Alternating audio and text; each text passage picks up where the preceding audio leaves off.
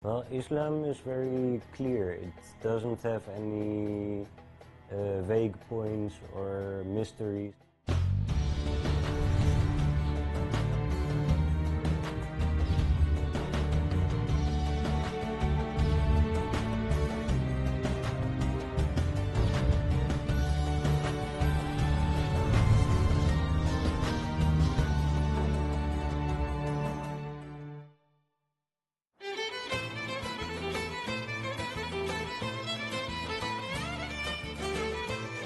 Yunani adalah sebuah negara di mana peradaban besar dunia berkembang lebih dari 2000 tahun yang lalu. Berbagai bangunan bersejarah yang ada di Yunani menjadi saksi bisu transisi kemajuan agama, budaya, serta ilmu pengetahuan oleh tokoh-tokoh besar negara ini. Sejarah mencatat, negeri seribu dewa ini melahirkan banyak tokoh besar dan terkenal seperti Sokrates, Aristoteles, Pitagoras, Plato, Archimedes, bahkan Raja Alexander Agung.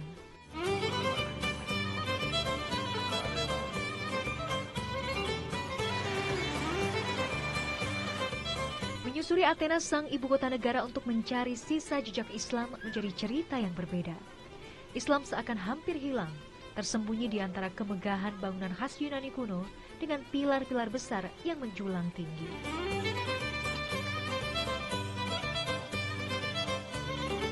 Rasa penasaran dan rasa tak percaya bercampur aduk dalam benak saya.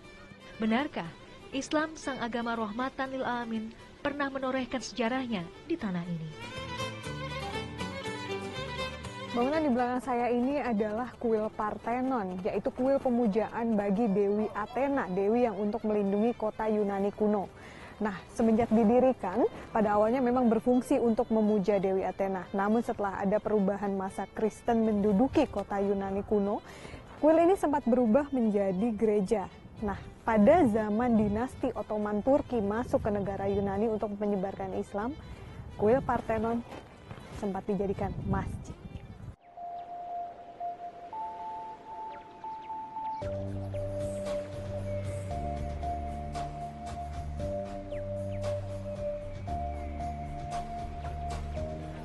Kuil Parthenon adalah destinasi dan ikon wisata negara Yunani yang sangat terkenal di dunia.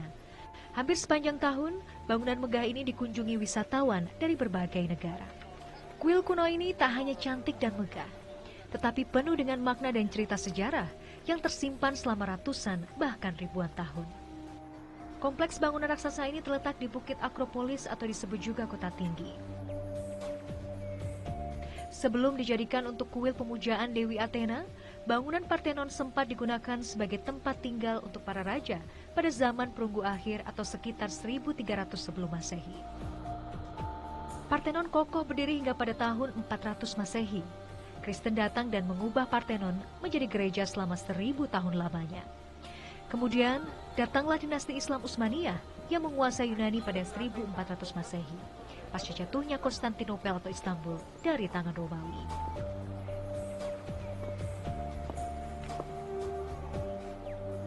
Seperti yang tercantum di dalam surat Ar-Rum ayat 2 hingga 4. Telah dikalahkan bangsa Romawi di negara yang terdekat dan mereka sesudah dikalahkan itu akan menang dalam beberapa tahun lagi. Pada masa pendudukan dinasti Ottoman Turki, kuil Parthenon ini selain digunakan sebagai masjid, kuil ini juga menjadi gudang penyimpanan amunisi.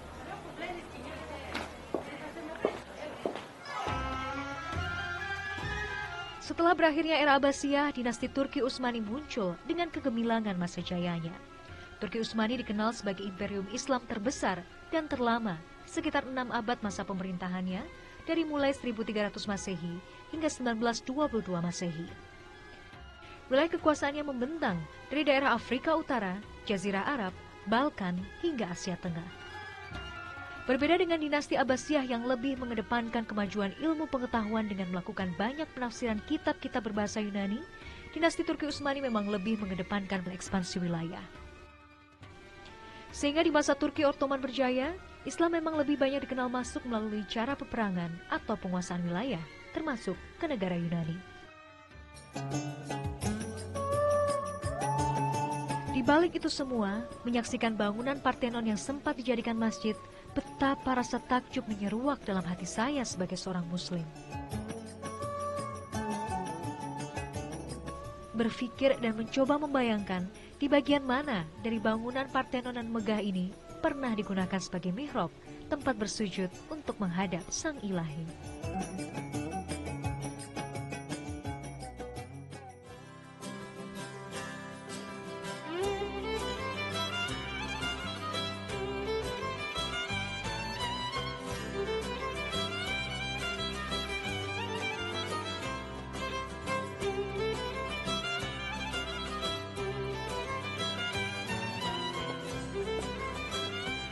Mencari masjid di kota Athena baik yang masih digunakan atau yang tidak memang bukanlah perkara mudah. Data tentang Islam dan masjid seakan tenggelam di antara dominasi bangunan sejarah bangsa Yunani dan gereja Ortodoks nan megah.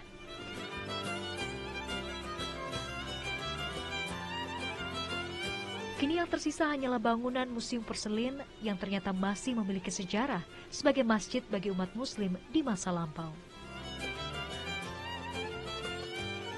Masjid yang terletak di Monastiraki Square ini dikenal juga dengan nama Masjid Air Mancur Bawah. Pada masa itu, memang ada air mancur yang berdiri dekat dengan bangunan masjid yang menjadi bagian dari pasar tradisional Athena.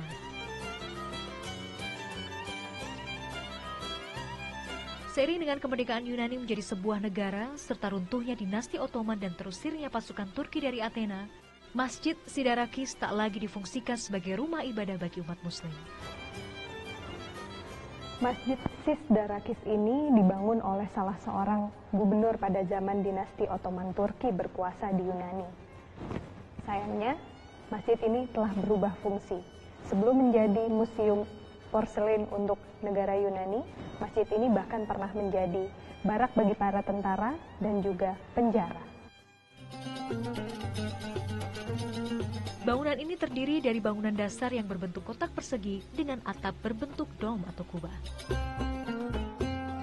Di bagian luar dinding bangunan dihiasi relief ornamen huruf Arab yang menjadi ciri khas bangunan Utsmaniyah.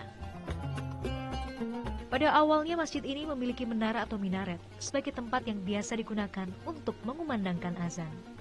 Sayangnya setelah hilangnya masa keemasan Islam, seluruh menara atau minaret yang ada di masjid dirobohkan oleh pemerintah Yunani.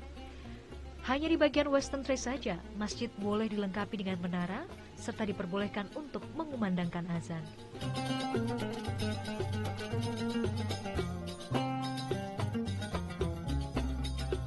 Satu bagian yang masih dapat dikenali dari bangunan ini sebagai peninggalan masjid zaman dinasti Ottoman Turki adalah adanya ini, mihrab. Biasanya di bagian ini, imam berdiri untuk melaksanakan sholat.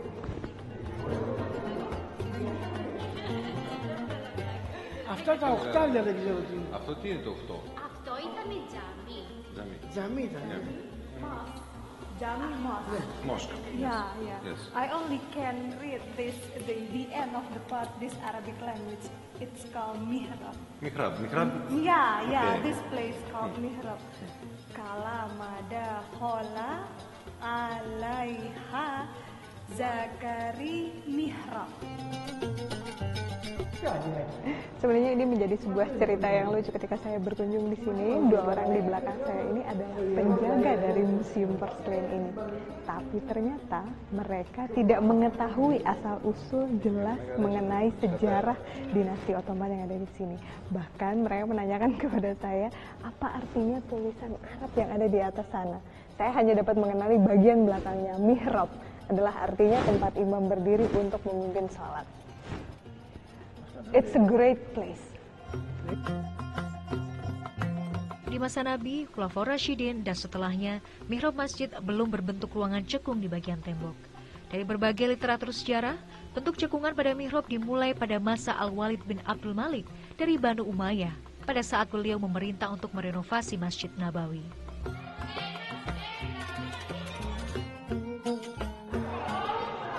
Ini kondisi Masjid Sidarakis ini telah berubah menjadi museum porselin. Hilang semua sejarah tentang dinasti Ottoman dan juga fungsi bangunan ini sebagai masjid. Seperti dilihat, anak-anak ini setelah kunjungan ke bangunan ini hanya untuk mempelajari sejarah porselin Yunani.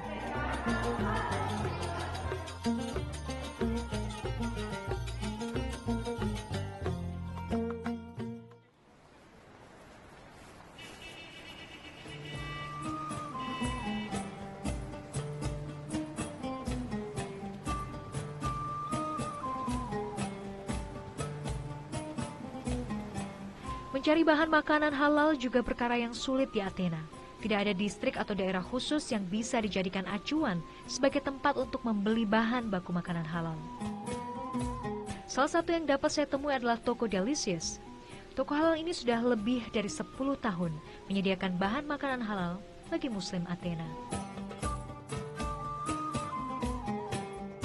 He gives to the people credit, and everybody's a credit. Some people don't pay, some people go bankrupt, some people leave, some people... So, it is also hard now to find halal food in Athens. Yes, actually, I haven't heard of any restaurant that has halal meat. Huh? Yes, it could be halal because most of the people that make cut the lambs, slaughter the lambs and this, are from Pakistan, from Afghanistan. Those in Central Market. Yes, that too, and other, even in the main slaughter companies, most of them are from Afghanistan, from Pakistan, so they're Muslim, so they say Bismillah. Muhammad Rasas mewarisi toko halal Delicious dari orang tuanya. Sayangnya krisis ekonomi yang menerpa negara Yunani berdampak serius bagi toko milik Muhammad Rasas. Barang yang dijual di dalam toko halal ini tidak sebanyak sebelum krisis melanda Yunani. Barang dagangan berupa bahan makanan halal hanya dapat didatangkan dari negara asal dengan jumlah yang cukup sedikit.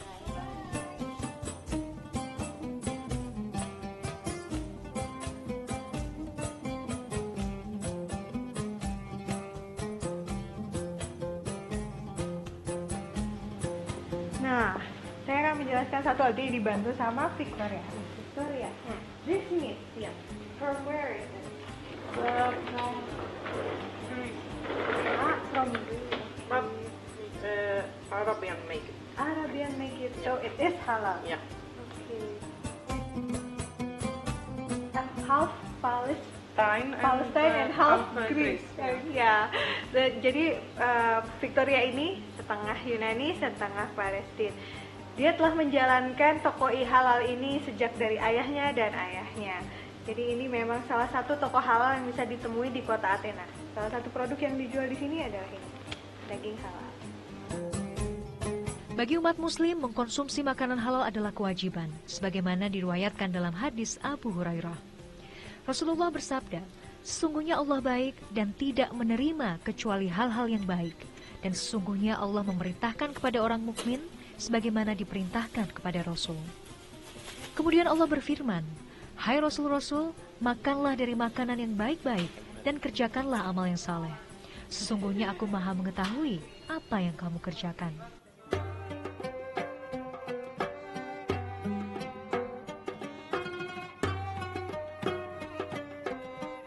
Hidup sebagai seorang muslim di negara non-muslim bukanlah perkara mudah. Dari mulai masalah menemukan tempat sholat, masalah makanan halal, hingga memandikan jenazah. Semoga Muslim Athena diberikan kekuatan untuk menjaga keimanan mereka.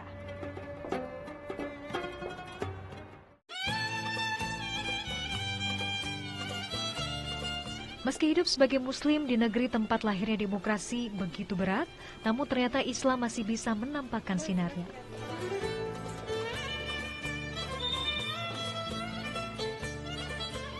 Sebastian Arvinitis, seorang mualaf muda. Pemuda berusia 26 tahun ini lahir dari seorang ibu berkebangsaan Belanda dan ayah yang berkebangsaan Yunani.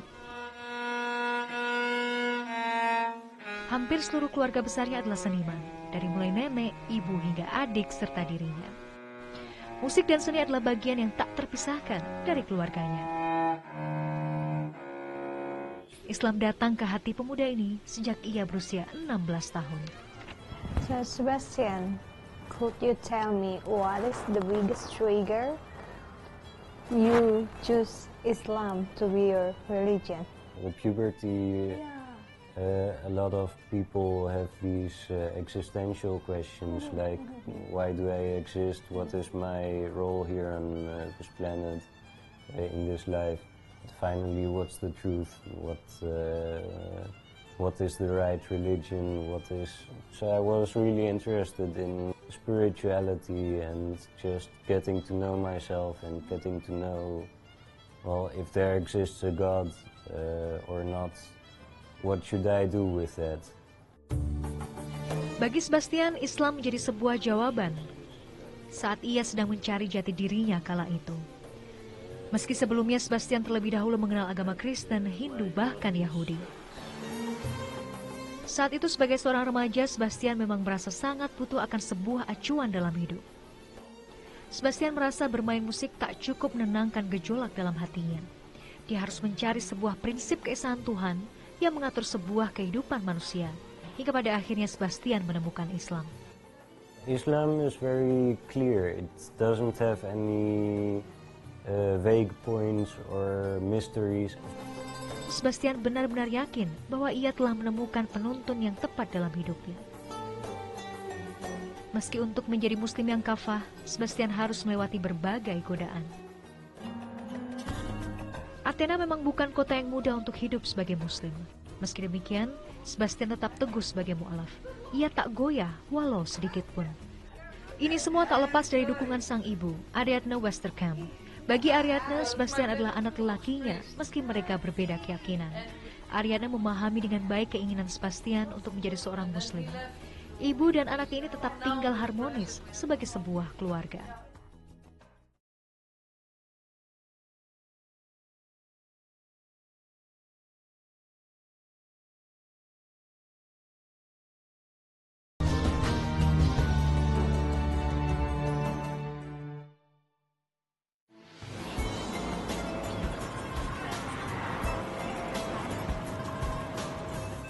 Perjalanan selalu menjadi sebuah awal bagi saya, mencoba menemukan hal baru yang belum pernah saya temukan sebelumnya. Menyusuri, mencari, dan merekam sebuah fakta, hingga mencatatnya untuk menjadi sebuah pengalaman hidup yang sangat berharga.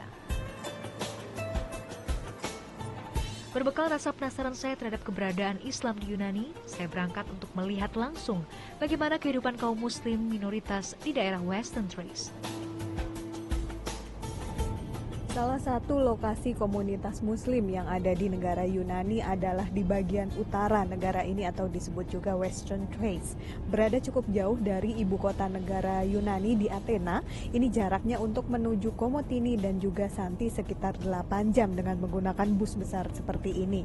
Karena Komotini dan Santi berbatasan dengan negara Bulgaria di bagian utara dan juga Turki di bagian barat.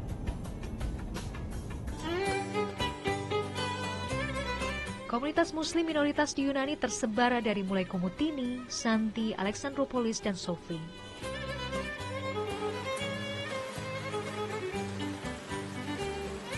Populasi mereka mencapai 120.000 juta jiwa. Saat ini mereka hidup berbaur dengan warga Yunani lain yang beragama non-muslim. Berbicara tentang muslim di utara Yunani, mereka adalah warga asli Yunani yang memang beragama Islam sejak dahulu kala. Mereka juga merupakan bagian dari etnis Pomak atau etnis asli Slavik Muslim yang tinggal di 4 negara, yaitu Bulgaria, Yunani, Turki, dan Albania. Nuansa Turki sangat kental di kota ini. Memang keberadaan Islam tidak bisa dilepaskan dari pengaruh bangsa Turki yang pernah datang ke negara ini ratusan tahun lalu. Namun jejaknya masih terasa sangat nyata hingga saat ini.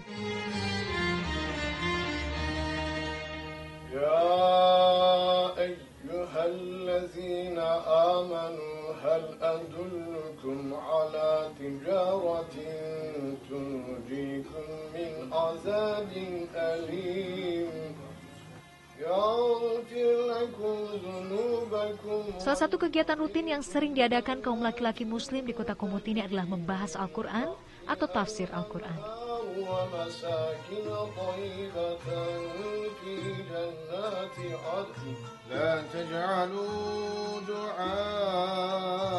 Secara rutin setiap 1 minggu sekali mereka berkumpul untuk mengartikan serta membaca ayat-ayat Al-Quran.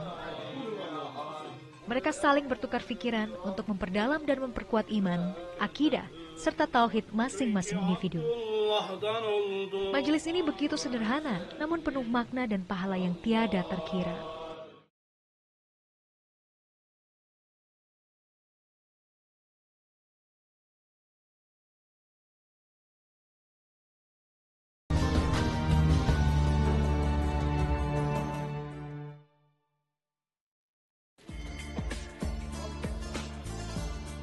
Selesai berdiskusi, para jamaah laki-laki ini tidak langsung pulang. Mereka biasa menutup acara ini dengan makan bersama. Makanan yang dibawa dengan sukarela oleh masing-masing anggota. Sesungguhnya Islam memang agama rahmatan lil alamin. Semua hal yang ada di kehidupan ini diatur dengan begitu lengkap, termasuk memakan makanan dan meminum minuman yang halal lagi thayyib bagi manusia. Namun banyak dari mereka yang lupa, bahkan tak tahu bagaimana adab atau tata cara makan dan minum menurut Islam. Salah satu adab adalah makan berjamaah atau makan bersama-sama. Sesungguhnya, makan bersama dalam satu piring atau nampan besar di dalamnya terdapat sunnah dan keberkahan. Wajib bagi umat Islam untuk selalu berjamaah di dalam setiap keadaan, di dalam makan, minum, serta memerangi musuh mereka, agar mempererat persatuan dan akidah serta syariat mereka.